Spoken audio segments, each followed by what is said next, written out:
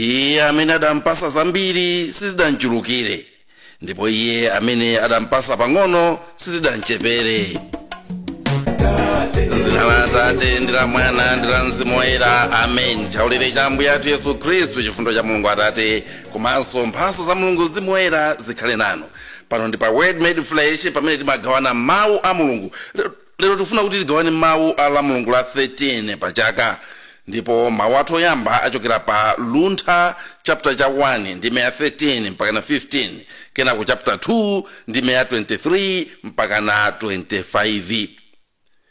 Mulungu sadapange imfa ndipo sakondwera ndi imfa ya anthu amoyo. Iye adalenga zonse kuti zizikhalapo. Zolengedwa zonse za dziko lapansi nzabwino, ndipo zilibe ululu wopha anthu. Imfa ilibe ulamuliro pansi pano, chifukwa chilungamo chizakhala mpaka muyaya. Ndithu Mulungu adalenga anthu kuti akhale osafa.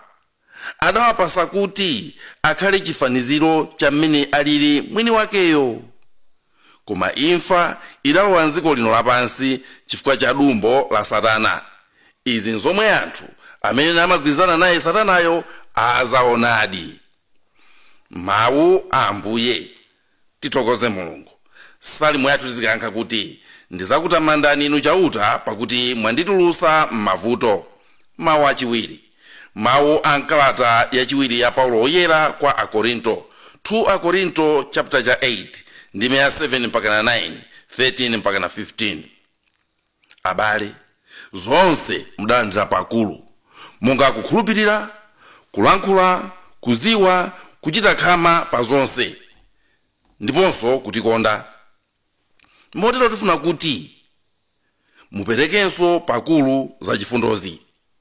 Pamene ndili kunena zimenezi sindili kukulamulani ayi, pakufotokozerani za nkhani za khama la ena, ndikungofuna kuona ngati chikondi chanu ndi chikondi chenicheni.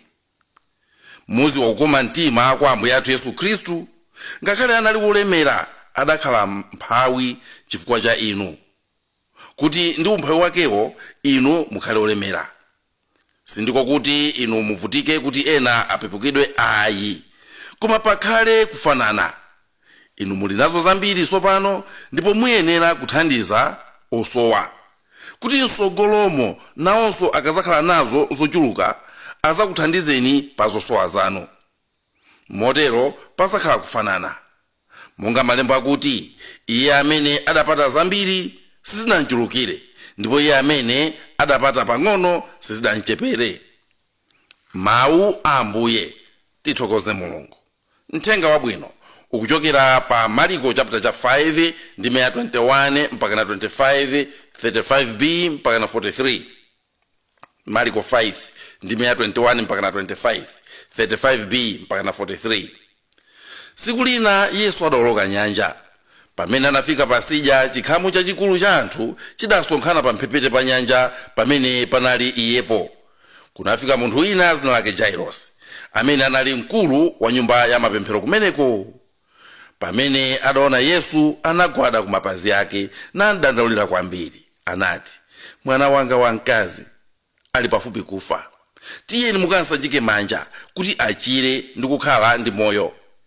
Yesu ananyamuka napita naye. Anthu ambiri anali kumsatira ndi kumampanikiza. Kunafika anthu ochokera ku nyumba kwa mkulu wa nyumba ya mapemphero uja. Anamuwuza mkuluyo kuti, mwana wanu uja wasirizika, musawavutisenso aphunzisiwa. Koma Yesu sadasamale zimene anthuwo anali kunena. Anawuza mkulu uja kuti, musaope ayi, inu ingokhulupirirani. Ndipo sanalole kuti winanso asagane naye, koma Petro ndi Yakobe ndi Yohane bale wa Yakobeyo.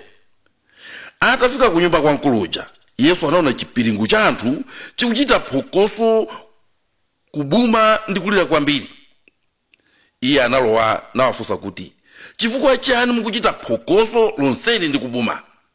Mwanayo sanafe ayi, wangogona tulo. Koma anthuwo ananseka monyodola. Iye anawatulutsira panja onse, nangotenga bambo ndi mayi ake ya mwanayo, kuzanso amene anali naye aja, nalowa kuchipinda kumene kunali mwanayo. Anagwira dzanja la mwana uja namulamula kuti talita khumi, ndikuti mtsikana iwe ndikuti zuka. Pomwepo msungwanayo anazukadi nayamba kuyenda, pakuti anali wa zaka 12. Pamenepo anthu aja anazizwa kupambana, koma Yesu adawalamula kolimba kuti zimenezo zisamveke konse kwa ena, ndipo anawuza kuti ampase chakudya mtsikanayo. Mthenga wa Ambuye. Ulemu kwa inu Ambuye Yesu Khristu. Tikunena pano kuti amene anampasa zambiri sizinachulukire, komanso amene anampasa zochepa sizinachepere. Mawu athu alero akukamba za ufumu wa Mulungu ukakhazikika pakati pa anthu. Ino ndine timapemphera, Ambuye Yesu anatiphunzitsa tipemphere Atate athu muli mmwamba, ufumu wanu uze. Ndipo mawu amene tawerenga mawu oyambacha akukamba zona kuti mmene Mulungu anochitira design ufumu wake chinali chidesign cha mphamvu. Mmene Mulungu anaupangira moyo, anaupanga moyo moti moyo uzikoma. Mwakuti iniyo mutaka kuti mwaiona design ya Mulungu ya moyo wanu, ndikuona zimene Mulungu amafuna kuti mmene muzikhalira pasi pano. Inu tumuzoona kuti Mulungu ndi wabwino. Muzoona kuti Mulungu ndi wabwino. Ndipo akunena kuti Mulungu zonse zimene anazilenga kuti zikhalepo. Ndipo akunena kuti sanapange imfa. Ndipo akunena kuti ngakhale munthu amene analengedwa kuti akhale mchifaniziro chake asazafe. Imene ndiye design ya ufumu wa Mulungu. Tikapita ku mawu achiwiri aja, mu ufumu wa Mulungu mulibemo aliyense osowa. Mukumbukire mmene apostolo akale aja ankakhalira, akuti anthu amatenga zinthu zawo ndikukagulisa, ndikutenga makobiri aja ndikukasiya pa mapazi a ophunzira a Yesu apostoli, ndipo iwo aja magawira aliyense malinga ndi mmene akusowera. Mwakuti pakati pawo panalibepo osowa, aliyense amakhala ndi zinthu zake zonkwanira kuchokera kwa anthu ena amene anali ndi chidwi choti anthu azigawana. Anthu amene aja anayesesa kuti ufumu wa Mulungu mmene Mulungu mmene anaupangira ukhazikike pakati pawo, anapanga design imeneyo. Amene wapasidwa zambiri zisanchulukire, amene wapasidwa zochepa zisanchepere. Ndiye mukapita ndikuona uthenga wabwino mpeza kuti ndizomwezo kuti Ambuye Yesu akubweretsa moyo pamene mwana wamwalira. Umene ndiye ufumu wa Mulungu. Akunena kuti anatilenga anthufe kuti tisazafe. Komano Satana chifukwa cha njiru anabwera, ndipo mmene anakopera Eva ndi mmenenso lero akukopa ena mwa ife. Mmene anakopera Adamu kuzera mwa Eva ndi mmenenso Satanayo amakolera ena mwa ife kuzera mwa anthu ena. Ndipo Satana uja akuti ndi dumbo lakero amafuna kuti ife tikanike kukafika kuchimene Mulungu anafuna kuti ife tikhale. Tikanike kunjoya moyo umene Mulungu anafuna kuti ife tiziunjoya. Ndipo akunena kuti aliyense amene atakopeke naye Satana azindikire kuti azakhala ngati iyeyo. Komano chopasa chidwi m'mawu oyambaja nchimene akunena kuti imfa ilibe ulamuliro pansi pano. Imfa ilibe ulamuliro pansi pano. Inu ndine tisayipase imfa ulamuliro pakati pathu. Imfa isayendese moyo wathu. Kukhala anthu amene chilichonse chikagwa m'manja mwathu muchikumafa. Anthu amene moyo wathu ndi moyo umene imfa ili pa nambala 1. Ndizija zimene mpingo umadana ndi anthu amene afuna kukwatira namuna okhaokha, umadana ndi anthu amene achosa pakati, umadana ndi mchitidwe wa anthu amene akupha anthu azinzawo. Chifukwa Ambuye Yesu anabwera kuzatipasa moyo m'dziko lino. ndi akunena kuti Mulungu mu chikondi chake iyeyo sanafune kuti ife tike imfa pasogolo. Komano chimene ndafuna kuti inu ndi ine lero titengepo ndi ichi: nthawi zambiri anthu fe timapempherera ufumu wa Mulungu kuti uze, koma timakamenya nkhondo kumenyera ufumu wa Satana. Timafuna pakamwa pathu tinene kuti Ambuye bweresani ufumu wanu, koma tikatuluka timakakhala masapota a Satana. Chifukwa zochita zathu zimakhala zopititsa pasogolo mzimu wa usatana pakati pathu. Akuti Satana ntchito yake ndi dumbo. Ndipo timanena kumaziwa kuti olo ataoneka omwetulira, olo ataoneka wachikondi chotani, imeneyo ndi njomba. Nanga tali Satana, imeneyo ndi njomba, afuna akukole, afuna akupweteke. Ama kusina na akusekerera, ama kupotokola na akusekerera. Mbali ina inakangata kupanga zabwino koma kufuna kuti akuononge. Mawatu alero atipange kuzinkhazika kunena kuti kodi ifeyo ngati akhristu tikupanga zokwanira zonena kuti tikuonesa kuti tili mbali ya Mulungu. Ufumu wa Mulungu ndi ufumu wogawana. Pasapezeke amene wapasidwa zambiri ndi kuchulukiridwa.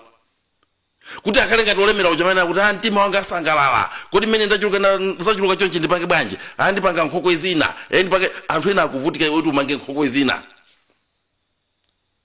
Tilitu ndi anthu amene ali ndi zima akaunti za makobiri ambirimbiri, zimene ngakhale iwo amene amwalira ndi kuzisiya, koma mtima kuti apange chinthu chagulu chowathandiza anthu ena alibe. Aliyense wakatangale ali ndi mtima umenewu otumikira Satana. Chifukwa makobiri amene ali agulu afuna iye adye yekha.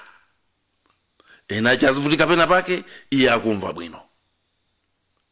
Kuli anthu kunja kuno ali ndi wardrobe 15, wardrobe 7, wardrobe 3 azovala.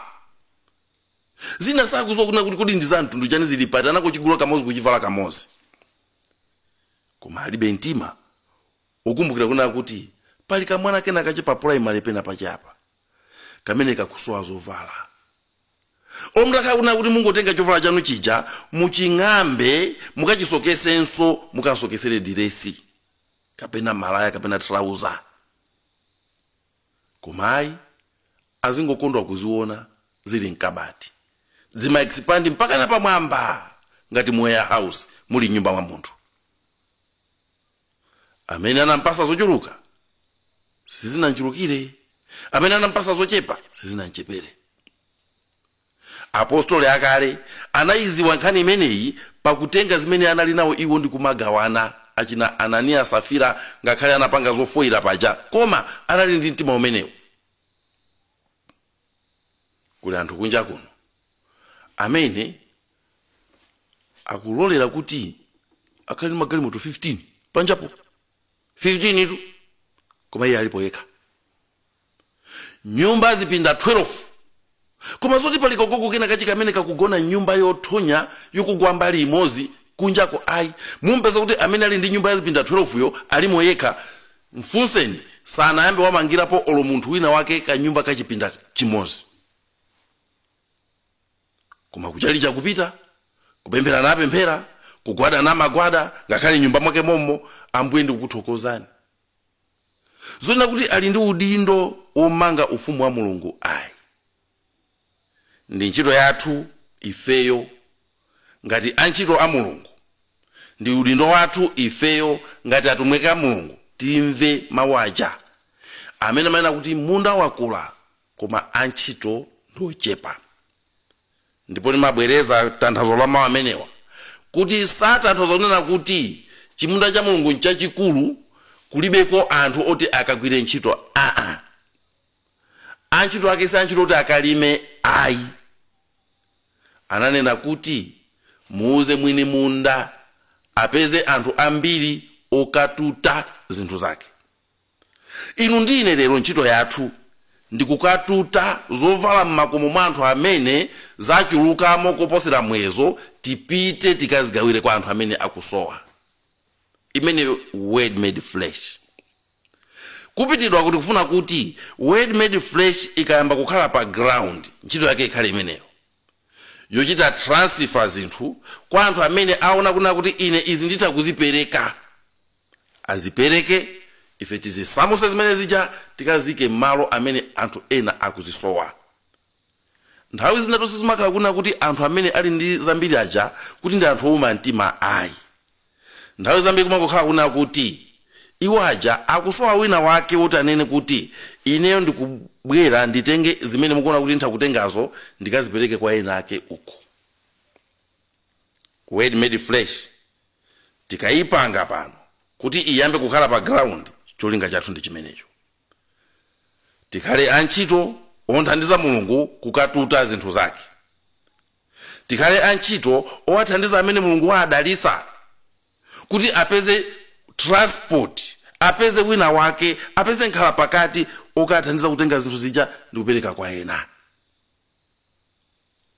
Tikakwanisa zimenezo takwanisa ntchito yathu. Tikakwanisa zimenezo takhazikitsa ufumu wa Mulungu pakati pathu.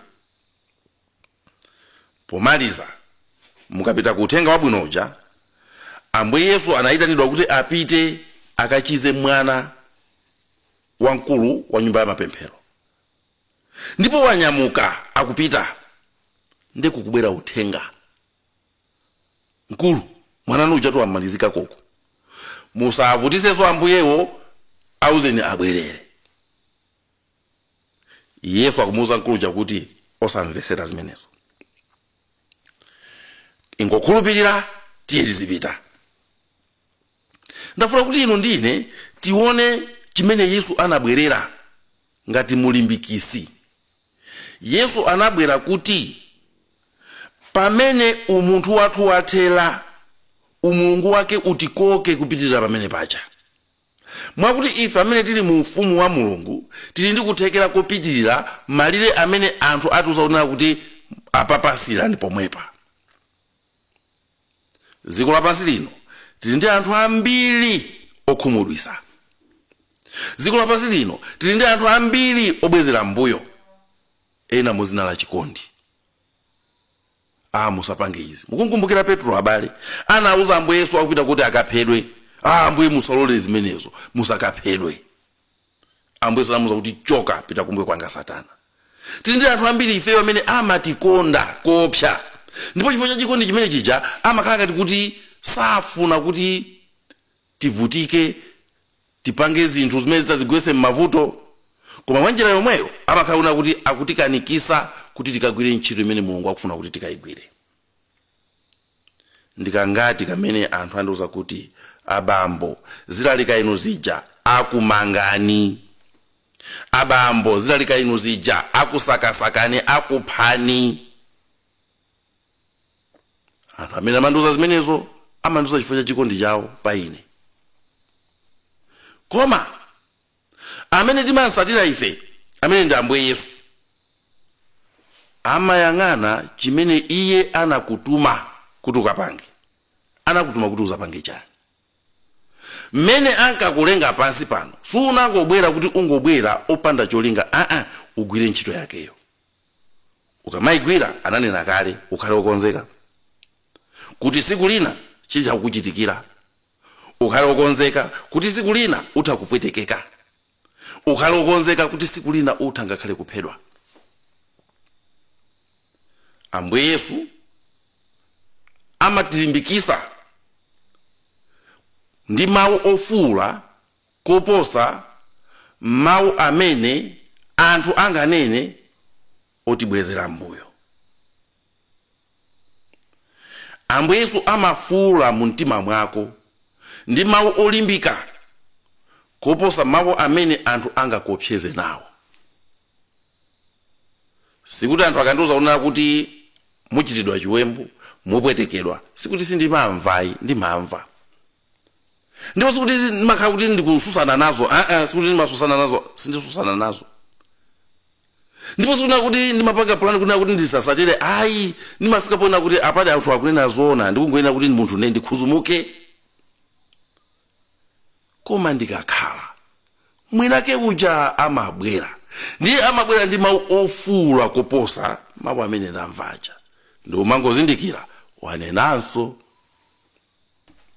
Ndizija zimene Yeremiya ananena kuti Ambuye mwandipusisa ndipo ndapusadi.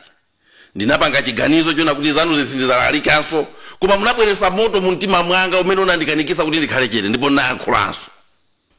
Ichi ndi chitsanzo chimodzi, koma chimene ndikufuna kunena pano nchona kuti anthu dziko lino lapansi chifukwa cha mmene aliwonera, chifukwa cha mmene amaliziwira, amatilangiza, timalangizana, timauzana zofunika zimene nthawi zina zimadula malire mwachangu. Koma ukakhala ndi Mulungu moyo mwako amakulimbikisa kuti malire ena amene anthu akudulira pafupi, munthuwe utakupitirira. Tili ndi anthu amene chitsanzo ndapereka chincha anthu amene akufunira zabwino, koma kuli chitsanzo cha anthu amene nthawi zina chifukwa chongokhaona kuti chadumbo kapena chifukwa chona kuti safuna kuti zinthu zikuyendere, amakupasa malire mwachangu, amakukhumudwisa mwachangu. Mwina chifukwa chona kuti osati iwo ndi anthu oyipa, koma kuti akanakhala kuti ndi iwowo sakanapitirira pamenepo, ndi amafuna kuti nawenso usapitirire pamenepo. Tengani mwachitsanzo Luka 7:36. Kunali mzimayi amene anabwera ndikumuyandikira Ambuye Yesu, ndikutenga mafuta ake, ndikumathira mapazi ake, ndikumatenga tsitsi lake kuti apukute. Anthu anena kuti chani? Tamboneni iwe apanga bwanji zimenezi? Kukhala ngati una kuti kundulira malire mzimayi uja una kuti usayandikira Ambuyewa. Ambuye Yesu anamuuza mzimayi uja, anamukhala ngati amuyikira kumbuyo. Akupanga zimenezi kufuna kundisamalira ine osauka muli nawo nthawi zonse. Kumuuza mayi uja kunena kuti tiye pitiriza. Amene ndi Ambuye Yesu amene amatilimbikisa mu mtima mwathu. Tengani chitsanzo Luka 19:1 mpaka 10. Nkhani ya Zakeyo. Chigulu cha anthu chifukwa kuti chinali chigulu chimankanikisa kuti akamuna Ambuye Yesu mpaka na wakakwera mu mtengo. Ndi Yesu amene anamuuza kuti Zakeyo, sika ndikafika mpaka kunyumba kwako. Iwe umangofuna kuti undonere patali, koma ineyo ndipanga zotheka kuti iwe tikaonane pafupi. Amene ndi Ambuye Yesu amene amatikuzira malire athu, amatikuzira ndime yathu, imene anthu nthawi zina amatha kuyichepesa. Tengani mwachitsanzo Mateyo 19:14. Ana amabwera kwa Ambuye Yesu. Ambuye. Uphunzitsa mwana kuti choka. Kumathamangisa anacho. Ambuye Yesu anena kuti chani? Ana inu bwerani. Aloleni anawo abwere kwa ine. Ambuye Yesu chimodzi chimene amapanga moyo mwathu ndikutipitiriza malire amene anthu atidulira. Tengani mwachitsanzo nkhani imene tawerenga ya Jairus ija. Zinthu zawonongeka, akuti mwana uja wamwalirako. Anthu aja akubwera, mwana wamwalirako, auze aphunzitsiwa abwerere musavutise. Yesu akuti iya ngakhale apapa titakupitirira, mungokhulupirira tiye. Ndipo anapita zinakatheka kuti mwana uja nduja anaukitsidwa kwa akufa. Tengani chitsanzo Luka 9:1 kumapita kusogoloko. Mmene Ambuye Yesu anakumana ndi chikhamu cha anthu chimene chinali ndi njala. Uphunzitsa kumana kuti auze anthu azipita kuno kulibe zokudya. Ambuye Yesu anakuti iyayi inuyo mwapasiza kudya. Zitheka ngakhale ine mukuona ngati kuti sizitheka, koma ineyo ndikuti manena kuti panopa anthu adya pano ndipo zitheka. Yes, nthawi zambiri moyo mwathu timantenga ngati kuti amazatifinya, amatichepesera chimwemwe, amatichepesera malire athu, koma Yesu chimene amapanga moyo mwa munthu amene amankhulupirira nchoti amakukuzira malire ako kupitirira mmene anthu akulemberera. Kupitirira mmene anthu akulemberera. Olotakhala kuti wafa, iye amakudusisa malire amene aja. Chifukwa tikunena kuti munthu safa. Ndipo chimene chiziti opsa choti munthu safachi. Chifukwa olomutakhala kuti mwantengera moyo wako wapansi pano, muzoona amene uja simunamupe. Amene uja simunamupe alipo. Ndipo siku lina muzamva chisoni kumuona ali paja inu muli pano. Atayima paja inu mutayima pano. mawu mulungu sanama, mawu mulungu saselewula. Tikuyenera kusamala pamene tikupangira zinthu zathu pa dziko lino lapansi. Timpemphe mulungu atithandize kumkonda ndi mtima wathu wonse, kukonda anzathu, komanso makamaka kukhazikitsa ufumu wake pakati pathu. Amene wapatsidwa zambiri zisanchulukire mpaka afika pokazitaya, ndipo amene wapatsidwa zochepa zisanchepere ngumafika pokufa ndi njala. Nzikoli tili nazo zokwanira zoti aliyense atha kupezapo pang'ono pokha. Munali ndi ine Eliseo Bambo Nthalika, m'dzina la Atate ndi la Mwana ndi la Mzimu Woyera. Amen.